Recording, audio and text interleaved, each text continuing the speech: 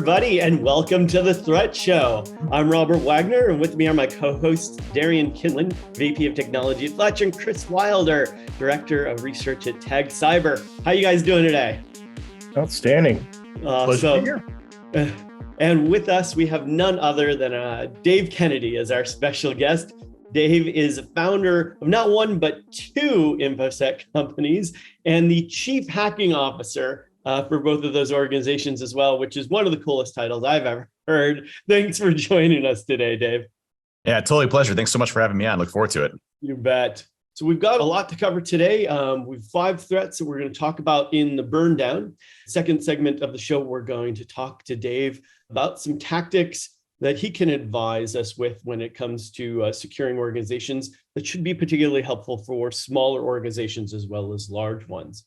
So with that, Darian, what do we got going on in the world? We've got some very interesting stuff today, new or evolving threat actors. And while it's not uncommon for us to talk about backdoors, today we might be talking about a very interesting front door vulnerability.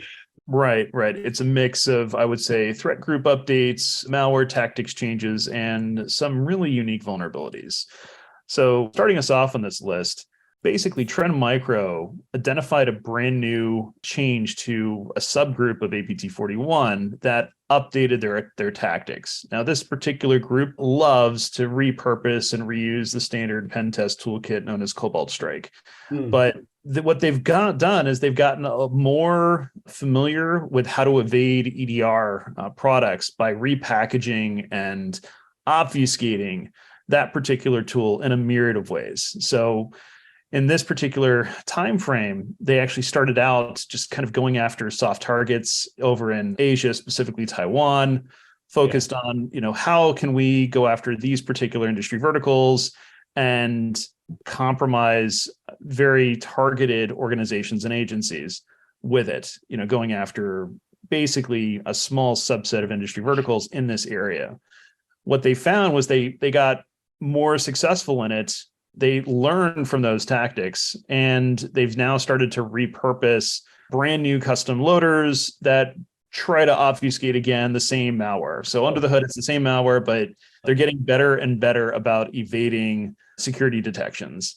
It's amazing to see just how the progression evolves during this time frame, and it's likely, given this level of evolution within around a 6-month time frame, a lot of organizations, including the retail ISAC, are kind of sounding the alarm saying, hey, it's only a matter of time before they're going to set their sights elsewhere, honestly. Right. These guys are, and their little brother, APT10, these guys are truly the Chinese buffet of hackers. We're tracking about 30 different variants of malware that are coming out of these guys. Most of them are backdoor and some rat, but backdoor and download are kind of the big areas. But this biggest one is we're seeing about 175 TTPs that they use. That's very concerning. But they're so broad and there's so much, like you said, Darian, they keep adjusting. And with these guys, it's a volume game for them. Yeah. And they just pull something and then send it back out. And they really do an excellent job of hitting. They're indiscriminate on whom they hit. So this is one that keeps a lot of folks awake at night. Chris, are they actually showing up in your clients' traces, or? I do see them. I work with the government, especially right now in the stuff I'm doing with the State Department. And it's very MENA specific, Middle East, North Africa side of the world. It's a concern, but it's not something that it's keeping analysts awake at night, not keeping practitioners. But it's a massive concern for the telecoms throughout the MENA region. What I thought was particularly interesting, I guess, about this is that, you look at phishing campaigns, relatively low sophistication on the ones that have been identified, right? So they send a notice out saying, hey, there's been, sexual activity that's been, identified within you. And then they have you go to a Google Drive folder that contains a zip file, which contains a renamed docx that's actually got an executable extension. And then from there, it has the custom loader that then decrypts the shellcode, deploys it directly into memory via Cobalt Strike, and then ejects it via run DLL32 or DLL host for the DLL import. And so when you look at the techniques, from a mature detection organization perspective, it's relatively easy to identify, and hopefully you're not allowing zip files with executables in them within your organization. But at the end of the day, the problem is that, these techniques, most organizations don't have an extremely sophisticated detection program. And so, you're running into this issue now where these types of attacks, even though the techniques that they're using aren't highly crazy, they're still highly successful in most organizations, and kind of gives you kind of an idea of the current state of most folks that are out there today. And for small companies that may not even know how to block zip files with executables in them, you partner with your vendors. They may be able to help you if you do have EDR, stuff like that. Obviously, this is designed to evade it, but keep updating that EDR as fast as you can. And your best second line of defense is really the education of the users. Remember that Amazon has free user awareness training now. It's the same user training that they do for their own employees. So if nothing else, help walk your employees through that training and help them understand how they could be socially engineered into clicking on these links or attachments. And Defender does a pretty good job as well. So I would, if you don't have Defender in your tool bag, get it. Makes sense. All right. Yeah, next on our list is a new threat group or new coverage for a threat group by Symantec that has identified kind of a tactic change, again, targeting Asian industry verticals. But what's kind of the most alarming of this is the fact that a commercial digital certificate authority was compromised as part of this campaign. When we talk about supply chain attacks and effective supply chain attacks, this is high up on the list. It's usually not easy to compromise a CA. I'm sure there's a lot of arguments around that, but generally speaking, it's supposed to be not easy because ultimately cleaning up and remediating, a compromised certificate authority is expensive and time consuming. If it was easy, everybody would be doing it because this is one of the holy grails, right? Everybody would love to compromise the CA. Yeah. And any particular commercial organization that was using this CA for a legitimate cert issuance is now a potential soft target where either the attacker can go after those customers directly or potentially just spoof the identity of those particular customers to then go after others that use them in the supply chain. And then this thing is so popped up, last week? I think it kind of popped up as a new friend of ours. I've already had 4 or 5 different inquiries specifically about this and what to do. Our analyst team, we're going back and we're actually coming up with a decent response for it. But no, Darren, you're absolutely right. This is a new scary. Well, I think when you look at how certificate authorities are being used in general, we see BYOD very heavily being used right now by adversaries. Bring your own drivers, where they'll take drivers that are legitimately signed by like NVIDIA or Microsoft and their previous rev versions that have their own vulnerabilities in them that they can use to exploit for remote code execution. So they'll, drop a DLL on a disk that has a known remote code execution vulnerability, but yet it's still code signed and still valid because it's still, a legitimate DLL being used by operating systems, especially for those for backwards compatibility and those that haven't been patched. Right. And so, and it's whitelisted by EDRs, it's whitelisted by, antivirus products. So it's very difficult to go and detect. And you see the same type of techniques being applied here where, leveraging legitimate certificate authorities to go and sign. And I'll tell you, as a pen tester and red teamer, we have our own code signing certificates registered to shell companies is the wrong word because that sounds highly illegal. But companies that we have stood up that are legitimate, have legitimate EINs and things like that we use to buy code signing certificates to sign our own, C2s that we develop. So, this is a very effective strategy that these APT groups are using and one that we use heavily on the red teaming side too. Awesome. What do we got next, Darian? Yeah, so the next one on our list really is highlighting a change in tactics that we've seen as the cyber war between Russia and Ukraine evolves, right? If you recall, maybe a couple of months ago, security research teams across the world started to enumerate all the different destructive malware that Russia was using in their cyber war. So they've literally exhausted identifying all the different wipers, all the different destructive malware that was previously used. And so now Russia's gotten a little bit more creative. They're repurposing malware that was traditionally for ransomware, and they're just stripping out the recovery component and converting it to be a wiper.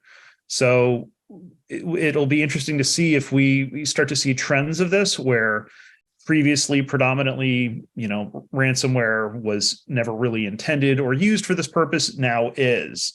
So from a defender's perspective, that's a bit concerning. If you had any hopes or shreds of, trying to recover data post ransomware infection, you probably won't be, a valid strategy in the future. You pretty much have to assume, look, your data is gone. You need to recover from a trusted source. I was just going to say, this is, I talked about this. I guess I'd say it'd be a little bit controversial. I said this on the last one, I think, and talking about us being in World War III, but it's a cyber war. And some people agree with me, some people don't. But I believe that, I think one of the things that's happening right now is this whole ransomware world is actually starting to move away from my files are encrypted. But the other big scary part is the data exfiltration piece of it. Yep. And so we're getting a lot of different companies like HP that went ahead and bought Zerto, and then you've got guys like Black Fog and some of these other guys who are actually doing very specific areas around the data exfiltration side as opposed to the encryption piece. So it's kind of changing the dynamics. It's still a major problem. With this one, it called home. The ransomware called home, even though it's just sitting there, may sleep for a year. Right. But it did call home, and it's just waiting for instructions, and that's just the reality of how this is evolving. And Derek, was this the one that calls home through Mastodon? Yeah, well, ever since we saw the fallout with Twitter, even malware operators are starting to diversify and say, let's look at other. Wait, is something going on with Twitter right now? I don't. Heard. Yeah. So even malware operators have contingency plans now, right? Yeah. It's just a bunch of rumors, Dave. Don't. Oh, gotcha. Well, what's interesting about this is, Russia's MO has always been, leverage the techniques of ransomware groups and authors, especially those that happen to be in their country, to leverage their capabilities as well to inflict damage on, the United States as well as others. And it's always been kind of the unspoken rule that a lot of these ransomware groups were working kind of on the behest of the government, or at least the missions and motives, I think, of the government entities, right. Kind of with impunity and that type of stuff. And, with NotPetya was a great example where, the response of that wasn't, to recover the files. It was pure destruction for folks that were doing work with the Ukrainian tax software that was there. So anybody that did work in Ukraine. So you're seeing this, again, from a Russia perspective where, hey, we're going to encrypt the heck out of you. You're pretty much toast. There's no way of recovering. And that's really the actuality in pretty much all ransomware sides. If you don't have the ability to recover, you're either paying the ransom or you hopefully have really good backups. And that's kind of the catch-22 right now. So have a good backup strategy, folks. That's the biggest tips for all of this. Even if you're not in Ukraine, have a good backup strategy to recover in the event of a ransomware. Well, it's funny because the smaller companies that we work with, when they do get hit, and I do quite a bit of consulting, helping them kind of get through this. And the first question they have is, do I pay the ransom or not? Number one. Second question is, what's a crypto wallet? Third one is, where do I send the money? And it's always in that order, and it's very painful. So it's more of an education process. And I think we need to do a better job as practitioners to educate people on not just you got ransomware, you got hit, but on everything else too. I think it's just we need, what do you do if your mouse is moving around on your screen one day and your screen is flickering? Do you unplug it or do you crawl under your desk and cry? And I think why not both? Yeah, and I've been under my desk crying before, so I'll be the first to admit it. So. Yeah. No, but it is a challenge though. That a lot of it's there's a gap between the education side of it and then the actual execution side of the malware, ransomware, whatever, all the above. And Chris, at some of these smaller orgs, are you seeing them at least making an attempt to back things up? I mean, now that we have cloud, I remember doing backups on tapes, right? Yeah. And having to swap those tapes out. Now that you can back up to the cloud, I mean, I can't think of a single legit reason why people aren't backing up. I think the SOTA right now, the state of the art right now, is about 15 minutes. So I'm thinking, well, that's not enough. But the other side of that, like I said, was saying earlier, is a lot of people are just ignorant about this. Right. I was speaking to the CEO of Black Fog, their ransomware company. They're on the defensive side, not the offensive side, just to be clear. I was talking to them, and they went in and they were talking about, how do I get these companies to get good hygiene in terms of doing backups? And one of the ladies came to him and said, "We're good." And she held up her key drive and said, "This is where our backups are." And we're like, "Oh, okay." So it's like I said, it goes back to just basic education and to giving people kind of the tools to be more situational aware and be able to at least remediate themselves. Did she actually have a legit corporate backup on that key drive, or was that like just her own computer that had been backed up? I think it was just her own computer. I hope it was. All right. Yeah. I think this goes into a larger discussion though on what businesses prioritize, and I think a lot of times, backup strategies, business continuity. I mean, even obviously cybersecurity are things that are really only afforded to mostly large organizations or enterprise, not necessarily small to medium-sized businesses. Right. And you look at small to medium-sized businesses, a lot of them predominantly cloud-centric nowadays, so they don't have to build their own IT infrastructure. And they assume, well, hey, everything's backed up and everything's good. Whereas we see adversaries now moving more towards cloud infrastructure attacks, and the same types of attacks happening on-prem are happening in cloud. So I think there's a perception issue that if you're cloud, you're secure. If you're cloud, you have backups. And that's not necessarily the case in most of these things that we're seeing now. Yeah, that's a good point. All the cloud providers should change their landing pages to, hey, have you backed your stuff up yet? And then get into the rest of the detail about their organization. Yep. Well, the cost for a cloud data breach is about 2x the cost for an on-prem breach. So it's about in the big companies, about $4.5 to $5 million for an internal breach. But for a cloud breach, and it depends on the volume and value of the data and things like that. But we're seeing about 7 to 9 million on the cloud data breaches, which is scary. But the other side of that too is a lot of these breaches are coming out there grabbing just a tremendous amount of data. Yeah. And if you can get PII data, you can sell it for a lot more. But the average cost right now is about $150 to $175 per record. The cost goes way up. Other things like Facebook stuff and all that garbage, that's that goes pretty cheap on the dark web. Sure. But the actual real data that is relatively valuable, there's a lot less of it, but they charge a lot more for it. Great insight, guys. Darian, what's next? Yeah, so next on our list is really an evolution of techniques that are now used by malware operators to try to achieve greater degrees of bulletproof hosting. When we talk about this idea of Web3 technologies, you typically think of blockchains and Bitcoins, but it turns out that there's another aspect of it which involves decentralized bulletproof hosting, and it can be used for both good purposes and bad purposes. Interplanetary file system is what it's typically called, but you can think of it as like the next. Can we just take a moment? Can we take a moment and just reflect how awesome of a name that protocol sounds like? I mean, yes, I'm pretty sure it's what the Super Friends were using a long time ago. Yeah, I'm like we've hit like spaceship level, intergalactic, like epic. We need to get rings that we can punch together into a waterfall right.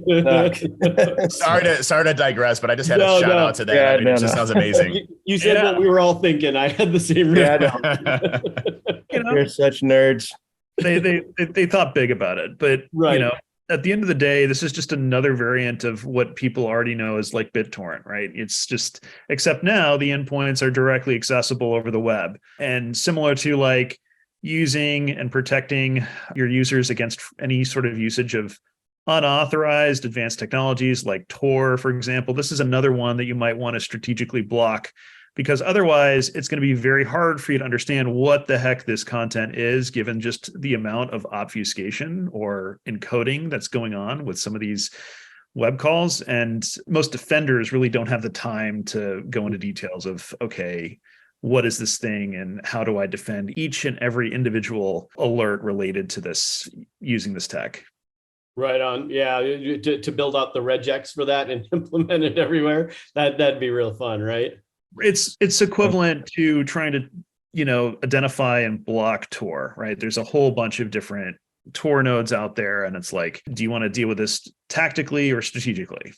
We have a weekly analyst tribunal, I guess you call it, where we get together. And up until about 6 months ago, there weren't really any startup, vendors popping up that they're focusing on Web3. And so now we're starting to see a few more of these guys, specifically out of Israel, that are starting to really kind of hammer down and start building companies just very specifically focused on Web3, because it's a whole different, in a distributed environment, it's a whole different set of challenges and problems. But with that, we also realized that there's not really anybody out there doing security around autonomous vehicles. which all have a lot of the same problems. And so I think you're going to see a renaissance of security companies popping up that are probably going to end up initially focusing on Web3, especially with our friends at FTX. But I think then you're going to start seeing kind of another wave of companies that are doing very specific cybersecurity within the rolling data centers, the autonomous vehicles. Speaking of physical things, let's transition to our last threat. Depending on the technology you're using, could actually pose a different type of threat. Right. So it started out with, a researcher discovering kind of an obscure vulnerability in physical access protocols that are used to get into and out of physical doors, right? And you're like, okay, well, how big of an impact is this really? Right. And it turns out that this particular vendor is actually used to protect, very secure infrastructures like the White House and the UK Parliament. In case you're in charge of trying to define and defend against physical threats, you might want to take a look to see if you're using any of these vendor products and deploy the patch pretty quickly, because essentially once an attacker uses the vulnerability, they can walk through the door as if there's no lock at all. And I can't imagine for someone that's responsible for a large physical campus or multiple campuses. I mean, we've been talking about S-bombs a lot recently. IoT bombs, bills of material, like really, again, asset management of literally things like door locks are now going to become necessary for you to stay up on top of things like this. Just one more thing I have to worry about. Usually when the doors would open at my house is because of either the wind or my children.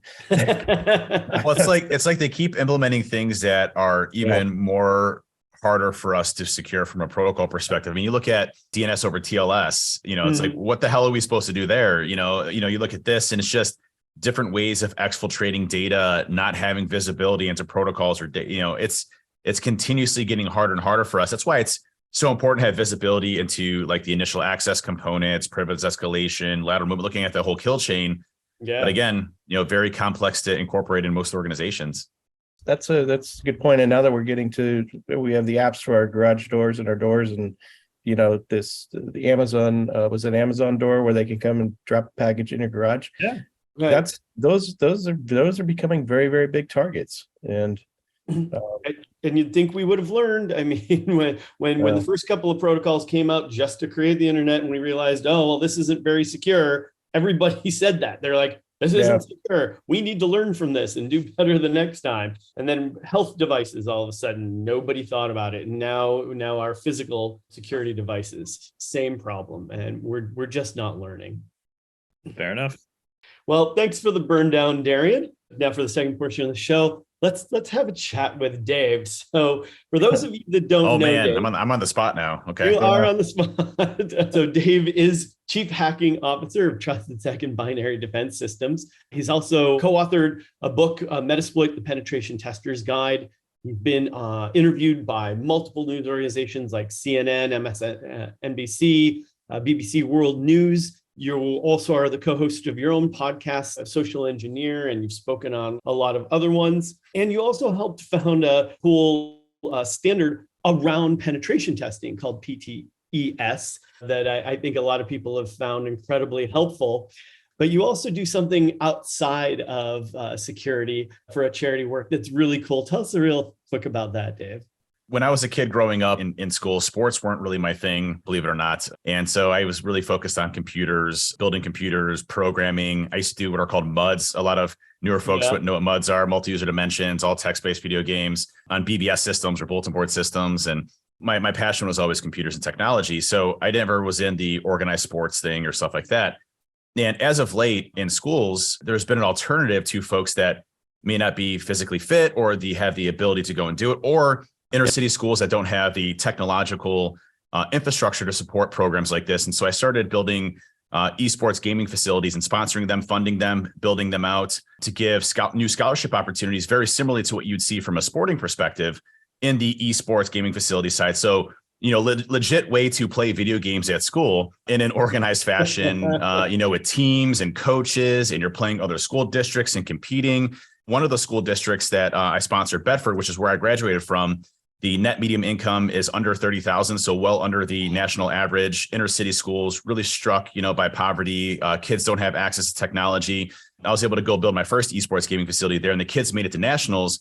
And each year, it's creating 15 new full boat scholarship ride opportunities to college for these kids that would never ever have it. So I've been trying to come out with a new esports facility each year for new school districts. I'm just finishing and completing one just now to be announced, hopefully in the next month or so. But really giving opportunity for kids to enjoy the sporting element, the sports side of the house from a technology standpoint, and also give kids access to technology. So I really enjoy that. I really enjoy giving back to, communities and folks that don't have the opportunity to go and do it. We'll have some really big news. It's been my dream since I started TrustedSec to do something that will hopefully change the security industry as a whole. But I can't talk about that yet until next year, but really big news coming out that will be really big for community, inner city schools, things like that coming out soon. So that is so awesome. Thank you so much for everything that you do for the community and outside of the community, David. That's fantastic. Yeah, I got to laugh at you because my very first company was a chat software company, and my partner in that business was the guy who wrote The Secrets of the Mud Wizards. Yeah, and, that's awesome. So we kind of took it was like the next generation of IRC. That's awesome. And I tried to push that memory away in my head a long time ago.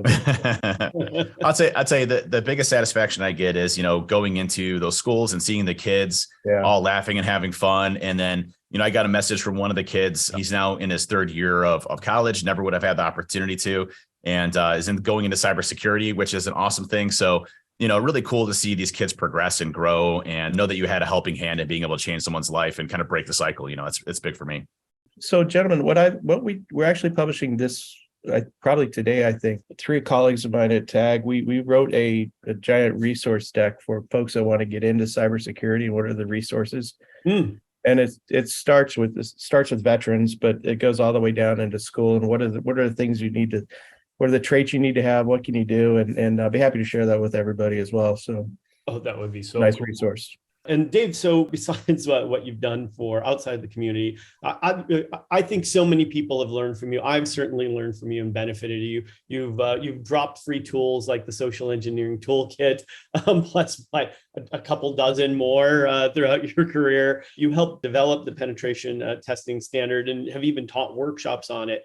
But I've been fortunate. I've gotten to see you at events. A lot of companies that don't have a full bore security team or don't have much budget for the maybe one half of a IT resource to do security, they struggle because they don't get to benefit from your advice. They don't get to go see the conferences. They may not know how to run tools from the command line.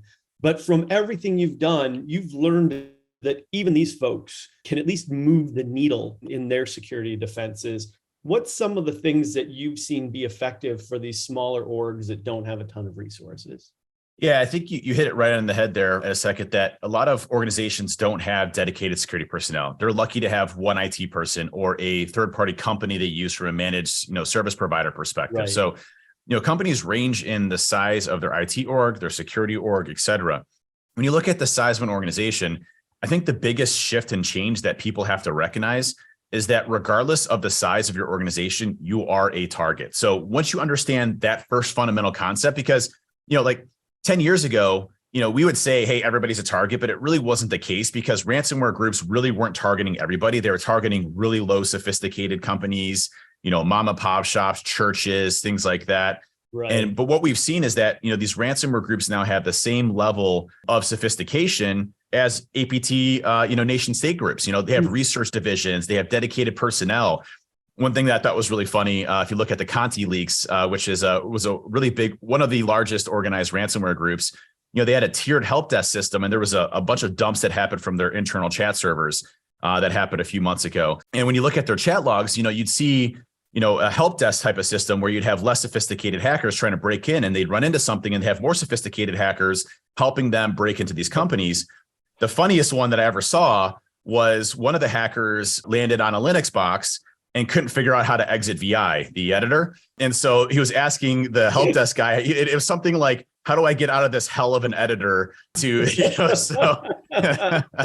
so These groups are really well run. They're run like businesses. Most of the people that are in charge of these groups are business people. They're not hackers, and they employ hackers all across the world. So noticing that you're a target, I think, is number one. And then what are the top things that you could do to really try to protect your infrastructure, your data, regardless if you're on-prem or cloud? And I think a lot of that goes to the basics. And we talk about the basics. It doesn't mean the basics are easy. It means that the basics are what's going to save you in the long run from some of these lower sophisticated attacks and ones that you're seriously going to see from these ransomware groups. Right. So I would say, starting off, Microsoft had a statistic from one of their most recent conferences that out of all of their Microsoft 365 customers, over 87% do not have multi-factor authentication enabled. Right. Like that is number one. If you're a small business or a medium-sized business and you don't have multi-factor authentication enabled, please enable it right now. And don't default to the push notification side. Push notification should go away completely. I don't consider them a solid form of authentication because users there all the time and hit allow. Yeah. So I would even venture to say, if you're going basic, just use the text messaging feature. I know that doesn't sound very security-like of mine, but a text message feature is a heck of a lot better than push notifications. And if you can get to an authenticator app, even better. Your multi-factor authentication is number one. Leveraging password managers across your enterprise, like LastPass, 1Password, having unique passwords. We often see that credential stuffing, I think, is a major problem that a lot of these breaches originate from. You saw Uber recently was breached by a bunch of 17-year-olds called Lapsus. They were able to buy a contractor's account from the dark web, use that to get around, and they used multi-factor authentication, just kept spamming the contractor with a push notification. Eventually they hit allow, gave them full access to their infrastructure, full data breach, et cetera. I think password management, multi-factor authentication, and the last one is keeping your systems up to date as much as possible with the latest security releases and patches. Those three things alone make a huge difference. The last one I'll say is having visibility into your infrastructure. So monitoring detection. So those are the four things I think that are really important. That's a whole complex subject in its own, but at least leveraging, if you're a Microsoft 365 customer, leveraging something like Azure Sentinel, there's a lot of connectors in there that will automatically hook into Office 365 and a bunch of other areas you can get visibility into login activity and unusual traffic. It can start to get complex if you don't have dedicated resources. That's where maybe a managed security service provider may comes into play. But at the end of the day, it's really bringing those basics together that will save you in the long run from a lot of these major breaches that you see out there. Right. And the first two that you talked about, pretty much any IT person can deploy it. For multi-factor, I'd also recommend don't make the mistake some folks do and only do multi-factor to the important accounts. You really have to do it for every account you have out there, or you have massive gaps that people can use to bypass. And then for the other stuff, something like third-party contractor and MSSP can help you get that more complex stuff done so that you can get that visibility and you can get control of your vulnerabilities, for instance. Yep. Why do so many people struggle with patching, do you think? I think it's a thing of its importance, like we talked about on backups. We all have a lot of distractions throughout the day. We're running businesses. Our businesses are moving at a rapid rate. You have HR that's putting in a new HR system. You have new systems that are being put over here, a new technology that we're leveraging and we forget about. I think it's just a matter of consistency and standardization across the enterprise that makes a big difference. You have people's laptops that are running different components of software that have variations. And it's just until you get a handle around configuration management and owning your assets, I think it becomes a struggle for folks to patch systems. But at the end of the day, changing defaults, hardening your systems, that type of stuff will make a big impact. I don't typically see a massive exploit that compromises an entire organization anymore. It's just not like happening as much as you would think. And those usually make the big news subjects. Right. So, I think, the multi-factor authentication, password manager is probably the two most important ones I focus on. And then looking at, either removing legacy systems in your infrastructure or patching the existing ones that you have. I think that'll make a huge difference. The legacy ones are the killers. That's usually like the business critical app running on it in the back office that nobody knows how to update or anything. It's probably running some old version of Java 6 or something on it, right? Yep. And Chris, to add to that, what do you usually end up recommending to your smaller customers? That's the right advice. I mean, all the above. The only thing we really do try to push is just to make sure that they train and get their employees aware. And that's the only thing I'd add to it. And we talked a little bit about ransomware earlier, and all the strategies David was just talking about. The small companies really worry about ransomware, even if it's not the most prevalent attack. It's the one everybody worries about.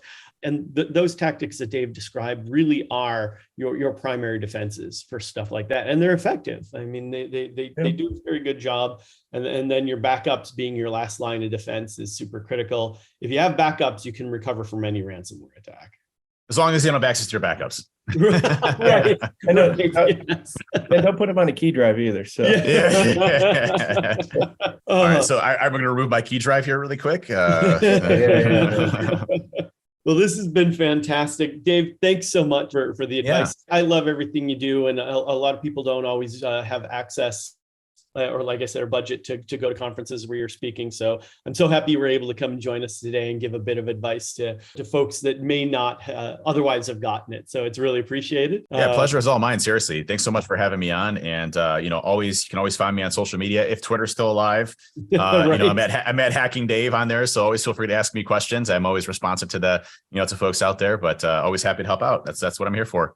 Fantastic. Thanks so much. And thank you, everybody. We're going to take a week off for Thanksgiving, but we will be back the following week with the Threat Show with a surprise, but yet unannounced guest for that show. So stay tuned and follow us on Twitter and YouTube to find out what the next guest is going to be. And with that, happy Thanksgiving, everybody. If nothing else, I'm thankful for all of you and everything that you all do for the InfoSec world. So thanks and take care, everyone.